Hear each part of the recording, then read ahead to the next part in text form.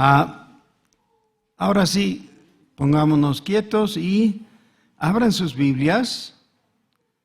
Le he pedido al hermano Diego que él lea el pasaje, pero sería bueno que ustedes sigan en sus propias Biblias. Bien, hermanos, vamos a leer Josué desde el capítulo 5, verso 10, hasta el capítulo 6, verso 5. Y los hijos de Israel acamparon en Gilgal y celebraron la Pascua a los 14 días del mes por la tarde en los llanos de Jericó. Al otro día de la Pascua comieron del fruto de la tierra, los panes sin levadura, y en el mismo día espigas nuevas tostadas. Y el maná cesó el día siguiente, desde que comenzaron a comer del fruto de la tierra. Y los hijos de Israel nunca más tuvieron maná, sino que comieron de los frutos de la tierra de Canaán aquel año. Estando Josué cerca de Jericó, alzó sus ojos y vio un varón que estaba delante de él, el cual tenía una espada desenvainada en su mano. Y Josué, yendo hacia él, le dijo: ¿Eres tú de los nuestros o de nuestros enemigos? Él respondió: No, mas como príncipe del ejército de Jehová he venido ahora. Entonces Josué, postrándose sobre su rostro en tierra, le adoró y le dijo: ¿Qué dice mi señor a su siervo? Y el príncipe del ejército de Jehová respondió a Josué: Quita el calzado de tus pies, porque el lugar donde estás es santo. Y Josué así lo hizo. Ahora Jericó estaba cerrada, bien cerrada, a causa de los hijos de Israel. Nadie entraba ni salía. Mas Jehová dijo a Josué: Mira, yo he entregado en tu mano a Jericó y a su rey con sus varones de guerra. Rodearéis pues la ciudad todos los hombres de guerra, yendo alrededor de la ciudad una vez, y esto haréis durante 6 días. Y 7 sacerdotes llevarán 7 bocinas de cuernos de carnero delante del arca, y al 7º día daréis 7 vueltas a la ciudad, y los sacerdotes tocarán las bocinas. Y cuando toquen prolongadamente el cuerno del carnero, así que oigáis el sonido de la bocina, todo el pueblo gritará a gran voz, y el muro de la ciudad caerá.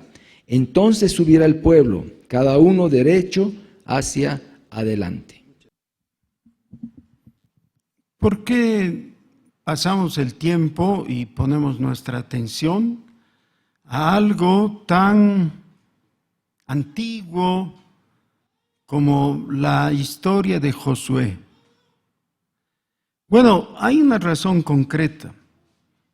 En 1 Corintios capítulo 10, el apóstol Pablo nos dice que la experiencia del pueblo de Israel en ese tiempo marca la ruta que nosotros tenemos que caminar en nuestros días. Es decir, la vida cristiana está representada aquí. Si no podemos verlo, entonces perdemos mucho de la riqueza aquí que está contenida. En el capítulo 5 hemos visto la celebración de la Pascua la semana pasada. Antes de la celebración de la Pascua, se nos cuenta que ha habido un acto masivo de circuncisión. Todos los varones israelitas que habían nacido en el desierto fueron circuncidados, porque la gran mayoría de ellos no habían sido antes circuncidados. Así que ahora es como que se están poniendo al día. Ya están poniéndose en orden. Eso es lo que hemos visto la semana pasada. Ahora, en este momento, vemos qué pasos vamos a dar. Bueno, esto es lo que pasa muchas veces. Alguien se convierte y nos alegramos mucho, y después de unos días viene y te dice: ¿pero qué viene ahora? ¿O eso era todo? todas las lágrimas del arrepentimiento, toda esa experiencia de recibir a Jesucristo y tener nueva vida, ¿ya se agotó el asunto? ¿O qué viene ahora?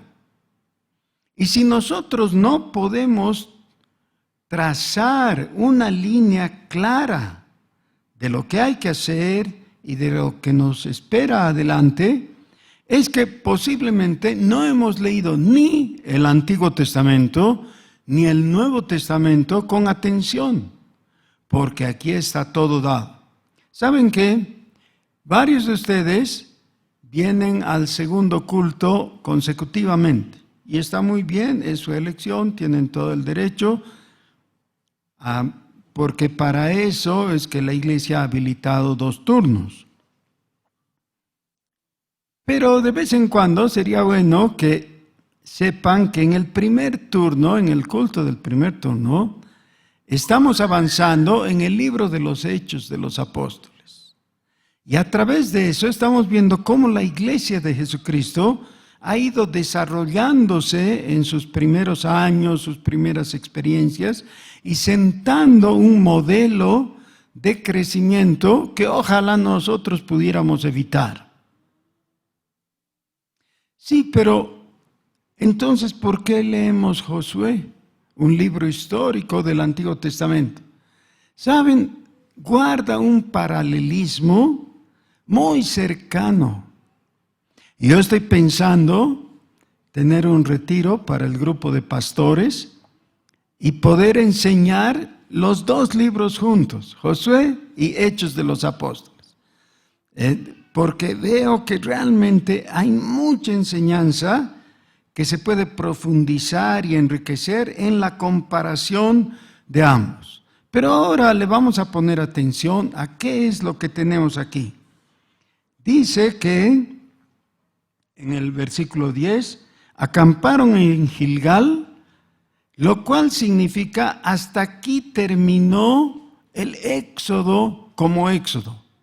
O sea, esa etapa ha concluido. Es como ciertas etapas en la vida, ¿no? ¿Qué es lo que te han dicho cuando has salido bachiller? Siempre tenemos un tío que se pone a aconsejarnos, ¿no ven? Y has salido bachiller, ¿y qué te han dicho? ¿Recuerdan? Bueno, hijito, hasta aquí has usado pantalones cortos, de aquí en adelante. No, eso se decía en mi tiempo, porque en mi tiempo los niños usábamos pantalones cortos. Ya, ahora no, ahora todos usan pantalones largos, ya no tiene sentido. Pero hay unas palabras animándote a captar que hay una diferencia entre lo que quedó atrás y lo que viene adelante.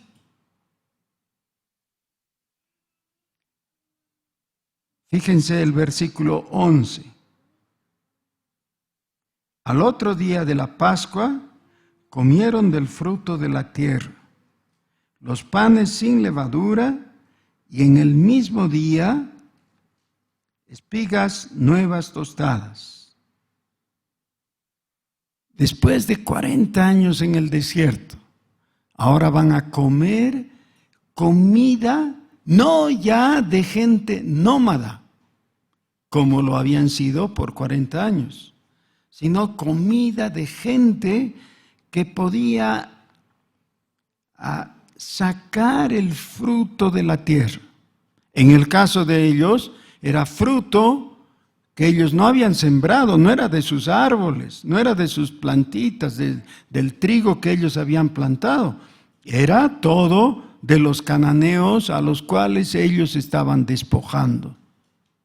Pero era comida, digamos, que ellos añoraban, que hubieran querido. Por primera vez entonces han podido comer otra vez panes sin levadura y todo eso. Pero, versículo 12, el versículo 12 y solo la primera línea, dice: y el maná cesó el día siguiente. ¿Qué? ¿Qué cesó? el maná, es decir, no cayó maná. Por primera vez después de 40 años. ¿Qué significaba el maná?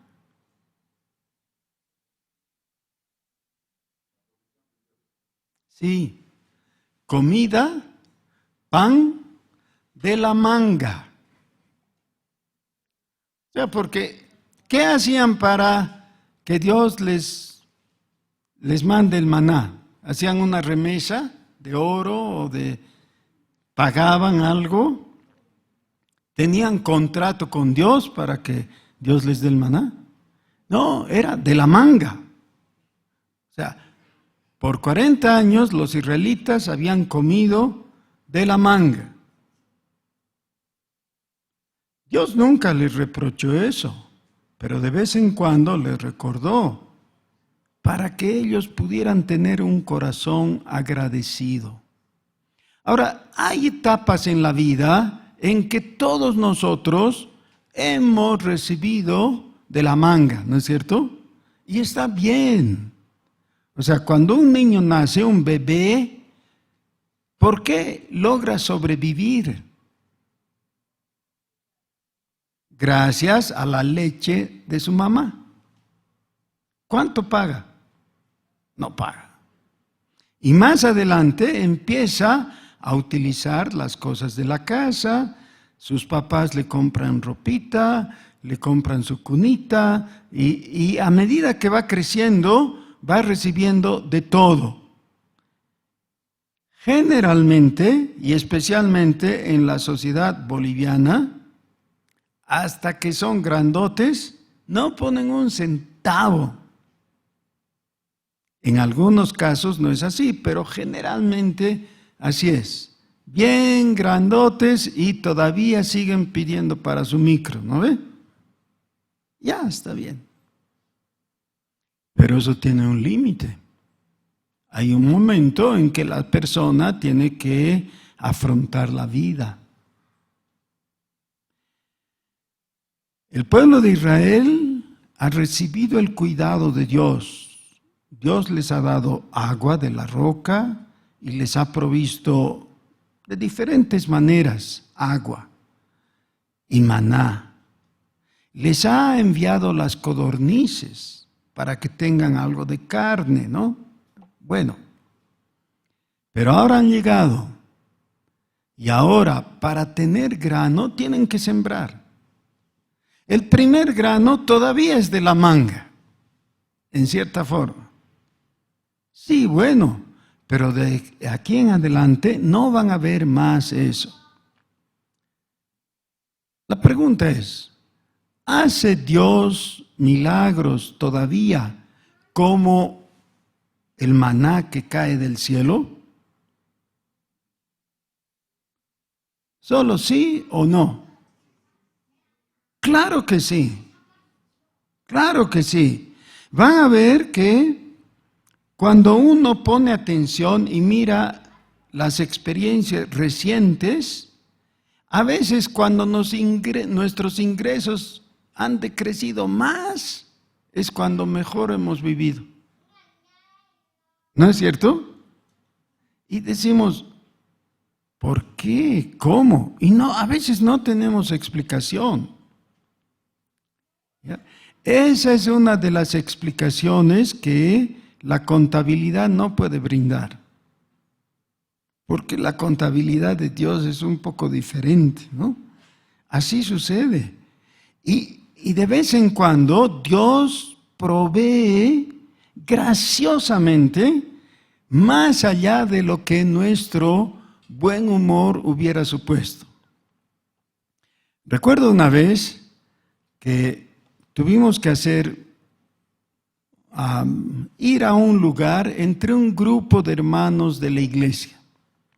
Nos reunimos en mi casa, esa vez yo vivía en la calle 10 de Obrajes, y desde ahí teníamos que ir más o menos a San Jorge. No es muy largo el trayecto y todo, pero ¿saben qué? Ese día había paro de transportes. No había cómo ir.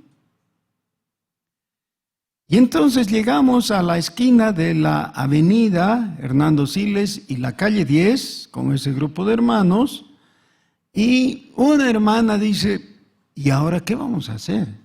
No hay en qué ir, no hay micro, no hay trufi, no hay taxi, no hay nada de eso porque están en paro. ¿Qué vamos a hacer? Y entonces yo, en broma, totalmente en broma, le digo, Dios nos va a enviar un Mercedes-Benz. Y ella se ríe porque era una broma y entendió la broma. Y luego se acerca un auto y yo le hago dedo. Y era un Mercedes-Benz. ¿Y qué creen que pasó? Sí, paró y nos dice, ¿dónde van? A San Jorge. Ah, ya, por ahí paso yo, súbanse. Dios nos dio un Mercedes-Benz tal como yo, bromeando, había dicho. Ahora, ¿qué es eso? ¿Dios tiene sentido del humor? Claro que sí. Y Él no tiene ningún inconveniente. Tal vez si decía un Volvo, hubiera enviado un Volvo, no sé, ¿no? Bueno, el caso es que Dios no tiene limitación y de vez en cuando nos quiere sorprender mostrándonos que Él va a hacer las cosas aún insospechadas para nosotros. Y así es el asunto de la comida, que es lo más básico. ¿Por qué digo que es lo más básico? El Señor Jesús mismo dice en el Padre Nuestro, nos enseña a decir, Padre Nuestro, el pan nuestro de cada día, dánoslo hoy. Y esto es muy bueno, ¿saben por qué? De vez en cuando nuestros humos se nos suben y decimos, ¿para qué necesito que Dios me dé pan si yo me puedo comprar torta? Como María Antonieta, ¿no? ¿Se acuerdan? ¿Por qué necesito estar pidiendo pancito? Yo soy profesional y gano muy bien. No, cuidado. No importa tus antecedentes, tus cualidades, tus capacidades. Cada día, si comes,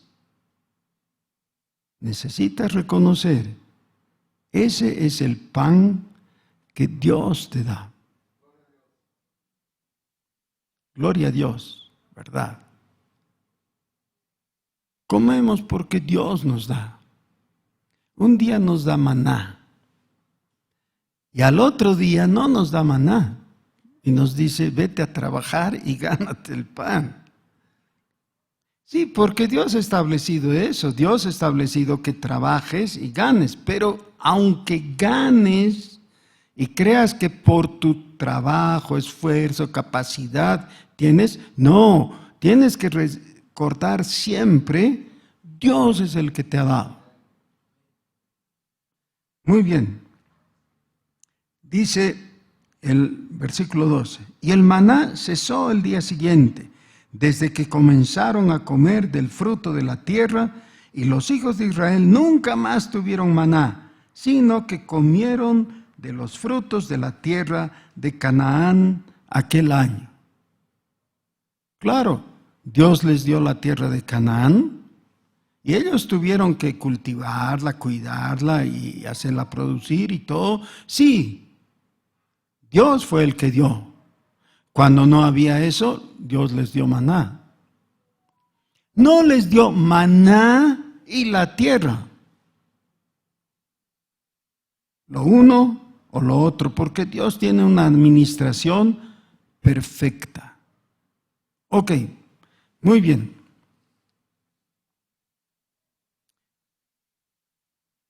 Versículo 13. Estando Josué cerca de Jericó, alzó sus ojos y vio un varón que estaba delante de él, el cual tenía una espada desenvainada en su mano. Y Josué Yendo hacia él, le dijo: ¿eres de los nuestros o de nuestros enemigos? Ahora, cuando se plantea una doble posibilidad, lo uno descarta a lo otro.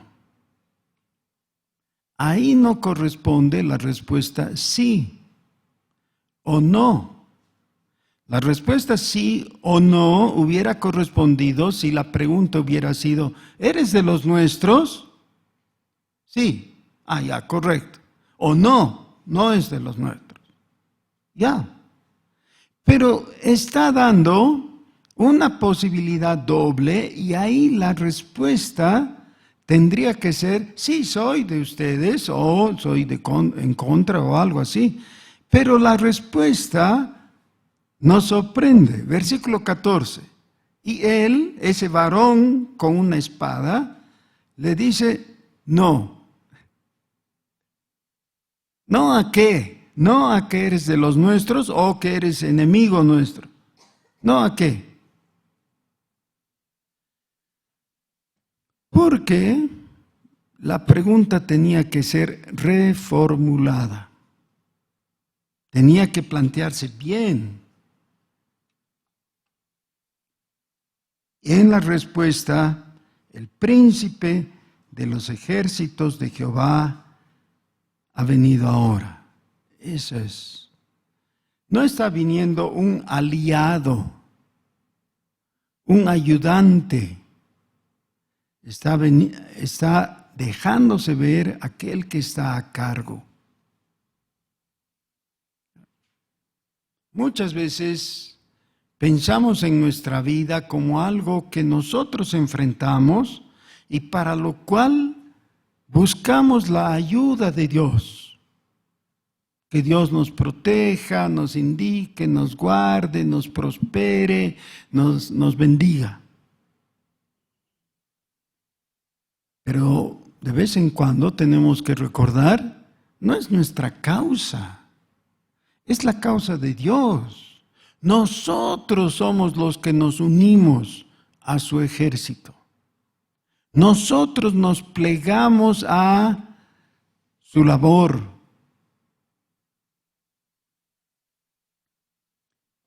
Vivimos en una época en que la filosofía del mundo es el individualismo. Cada cual hace su vida, cada cual la plantea y la lleva adelante, obtiene el éxito o fracaso, pero todo en términos personales, individuales. No es así el planteamiento de la Biblia. El planteamiento de la Biblia nos lleva a pensar en nosotros como una comunidad. Les decía que es muy parecido esto a lo que expresa el libro de los Hechos. En los primeros capítulos del libro de los Hechos, eso está muy enfatizado. No se trata de un montón de cristianos aislados, cada uno con su proyecto, cada uno con su itinerario y con su plan para seguir. No, no es eso. Es un cuerpo. Y esa es la teología del Nuevo Testamento. Necesitamos aprender a mirarnos como un cuerpo, un proyecto. De vez en cuando vemos hermanos que tienen todo bien planeado, pero la única persona que han considerado en su plan es él mismo. A veces llama la atención porque estás con una pareja, por ejemplo, y uno de los dos en la pareja habla, pero habla en singular. De su casa, de sus planes, de sus viajes, todo personal. Y el otro es como jabón de olor. ¿Han notado eso? Esa es una mala costumbre que necesitamos corregir. Si estamos hablando de la familia, tenemos que hablar en plural, por supuesto, es el nosotros que se impone al yo. Eso es más o menos fácil de ver. Y yo supongo que la mayoría de ustedes no cometen ese error grave.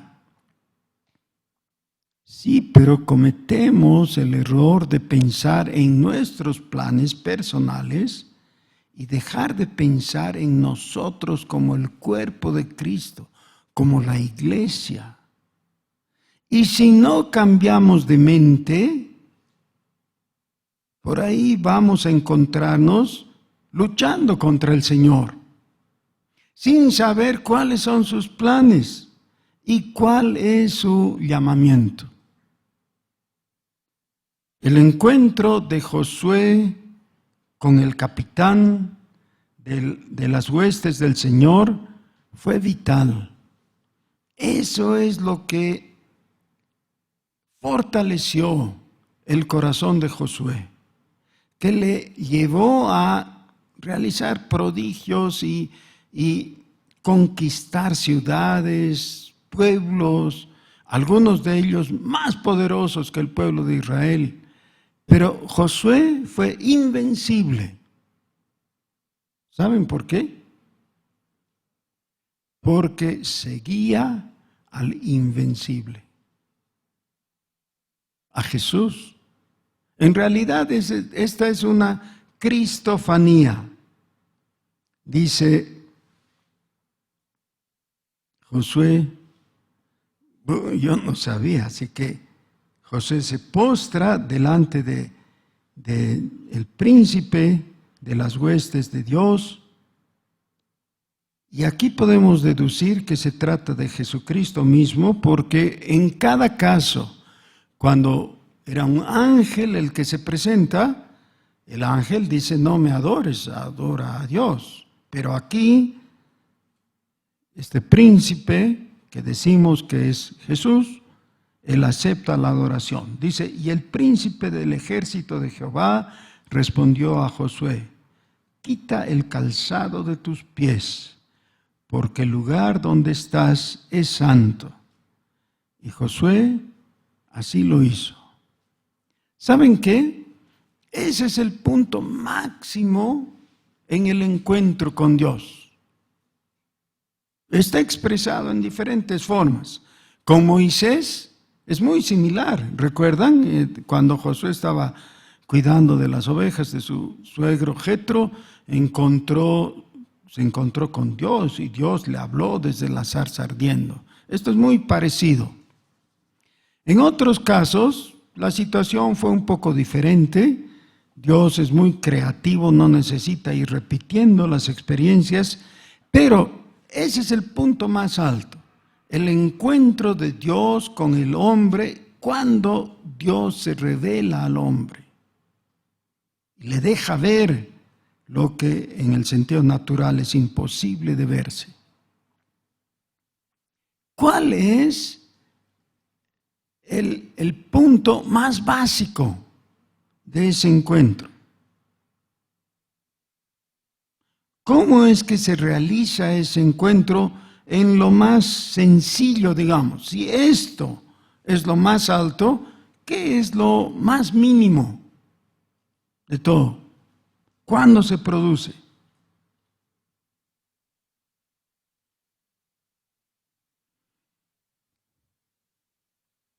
Cuando tú escuchas la proclamación del Evangelio y te das cuenta que esa es la verdad, y le dices a Dios, reconozco que tú estás aquí y que estás presente. Esto está expresado en esta pregunta. ¿Qué dice mi Señor a su siervo? O sea, no nos estamos encontrando entre dos iguales que se pueden mirar a los ojos. No somos iguales. Cuando yo te miro, miro hacia arriba. Miro al Todopoderoso. Y lo que anhelo es que tú con bondad me mires y mires la bajeza de tu siervo. y me ordenes. El tercer momento en esto está en los 5 primeros versículos del capítulo 6. Dice, ahora Jericó estaba cerrada, bien cerrada, a causa de los hijos de Israel. Nadie entraba ni salía. Mas Jehová dijo a Josué, mira, yo he entregado en tu mano a Jericó y a su rey con sus varones de guerra. Rodearéis pues la ciudad todos los hombres de guerra, yendo alrededor de la ciudad una vez. Y esto haréis durante 6 días. Y 7 sacerdotes llevarán 7 bocinas de cuerno de carnero delante del arca. Y al 7º día daréis 7 vueltas a la ciudad, y los sacerdotes tocarán las bocinas. Y cuando toquen prolongadamente el cuerno de carnero, así que oigáis el sonido de la bocina, todo el pueblo gritará a gran voz, y el muro de la ciudad caerá. Entonces subirá el pueblo, cada uno derecho hacia adelante. ¿Cómo se presentó el capitán, este guerrero al cual Josué vio? ¿Cómo se presentó? ¿Qué dijo de sí mismo?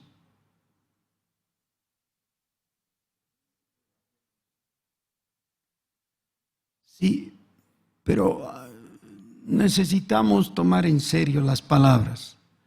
Le preguntamos, ¿acaso Dios tenía un ejército?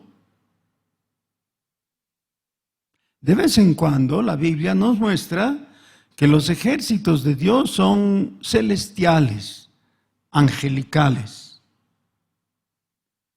Pero de vez en cuando la Biblia habla de los ejércitos de Dios compuestos por hombres. Y muchas veces yo me preguntaba, ¿por qué el príncipe de paz es seguido por un ejército?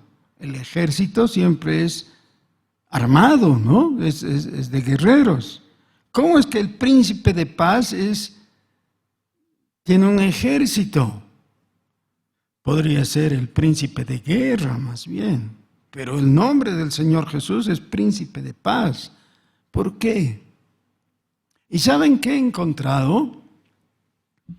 Que la palabra ejército en hebreo es una palabra diferencial de otra palabra que se usa y que a veces se refiere a la misma gente. O sea, una palabra define a la misma gente en un aspecto. Esa palabra es multitud. Pero a veces multitud significa chusma. Era la chusma la que estaba reunida gritando, crucifícale. ¿Se acuerdan? Sí, multitud, gente reunida. A eso se refiere también el Salmo 2. ¿Por qué las gentes piensan cosas vanas? ¿Por qué se han soliviantado y se han volcado en contra de Dios y de su ungido? Eso sí dice el Salmo 2. Sí, eso es lo que hace la multitud o la chusma. Dios no nos quiere en multitud. Multitud en español es una palabra muy neutral, ¿no? Por eso prefiero chusma, ¿ya? Porque ahí vemos que es con mal propósito, están juntos haciendo alguna maldad. A veces la misma gente está reunida con un buen propósito y en un buen espíritu. Y ahí se la llama ejército. ¿Y saben cómo me he dado cuenta de eso?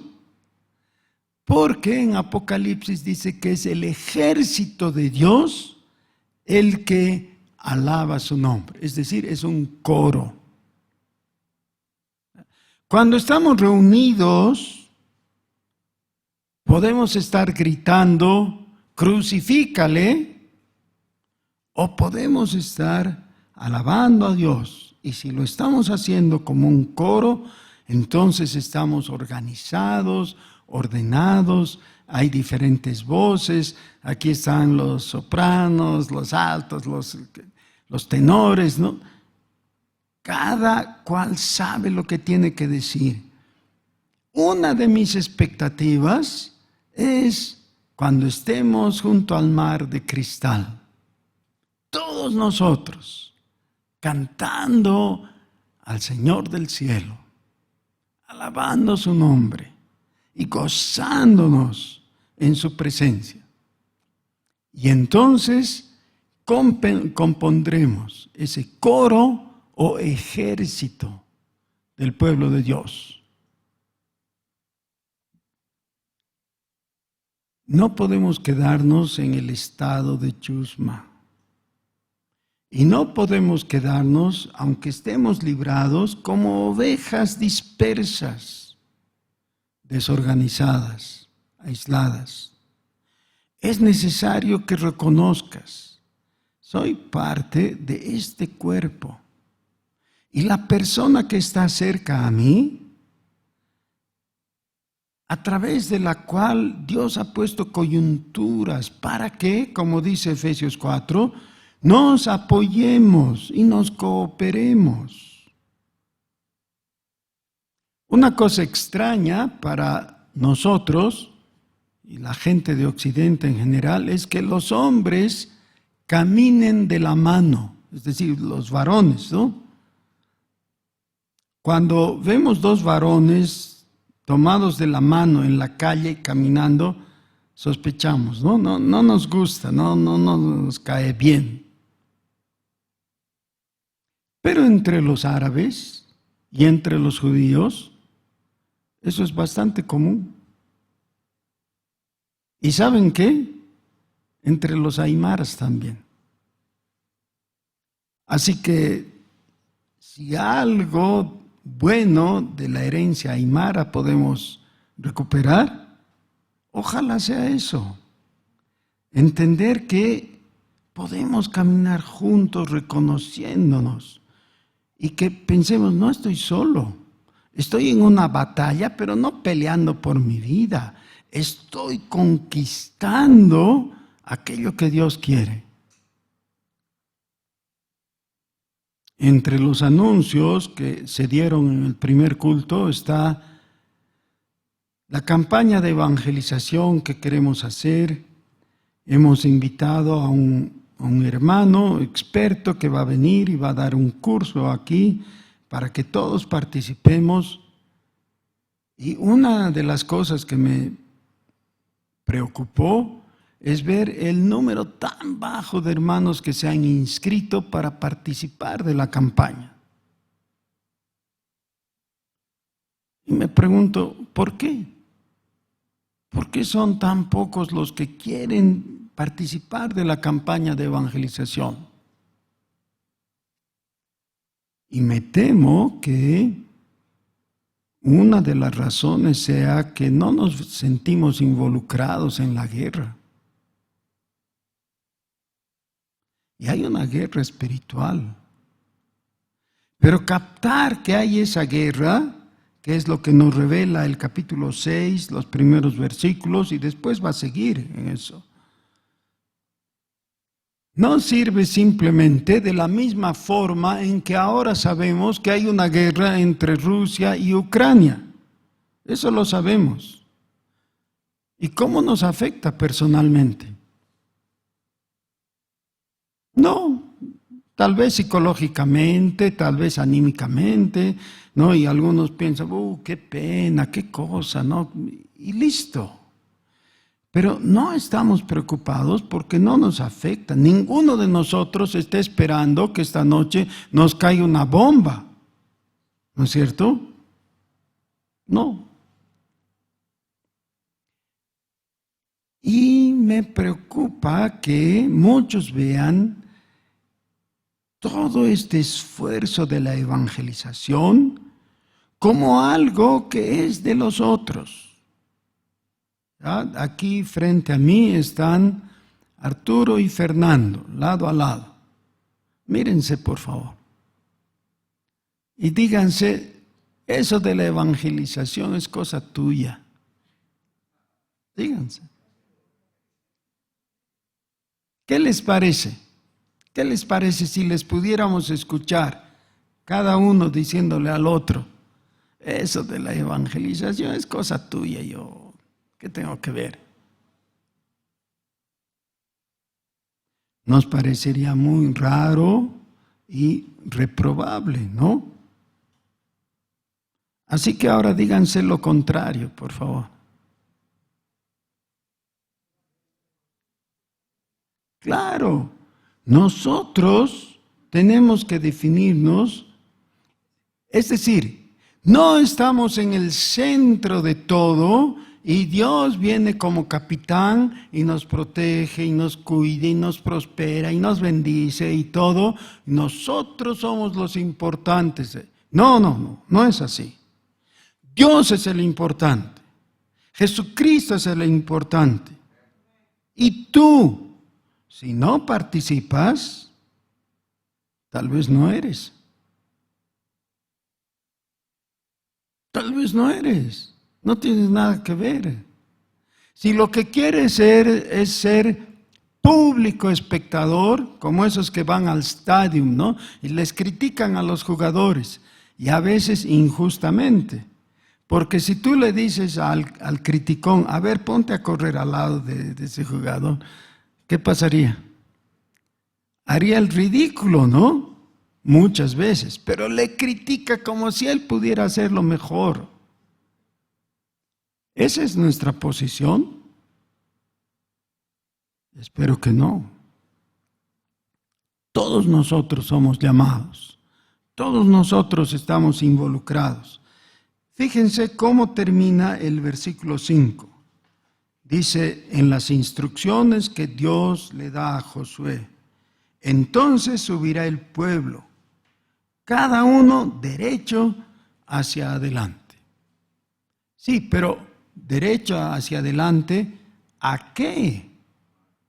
A tomar Jericó. Vamos a derribar sus murallas. Bueno, más bien, Dios lo va a hacer, pero nosotros vamos a entrar, vamos a participar de la conquista. ¿Qué les parece? Muy bien. 3 asuntos y su relación. ¿Qué relación hay entre esto del maná que cesa, la revelación que Dios hace de sí mismo como el príncipe, el capitán del ejército de Dios, y la conquista de Jericó? ¿Hay alguna relación? Sí, todo eso marca el inicio de la vida cristiana. En eso consiste. Así que todos nosotros vamos a participar. ¿Qué les parece? Arturo, ¿qué le dijiste a Fernando al final? Eso es, muy bien. Y Fernando, ¿qué le dijiste tú, Arturo? Eso es, muy bien. Pónganse de pie. Vamos a participar. Vamos a orar. Oh Señor Dios, nuestro Salvador, tú eres el importante y tú tienes una agenda, tienes un plan y nosotros tenemos tu convocatoria para participar. Llévanos contigo, haznos útiles. Gracias, Señor, por tu provisión. Gracias por tu cuidado con nosotros. Bendito seas. Bendito sea tu santo nombre. En el nombre de Jesús.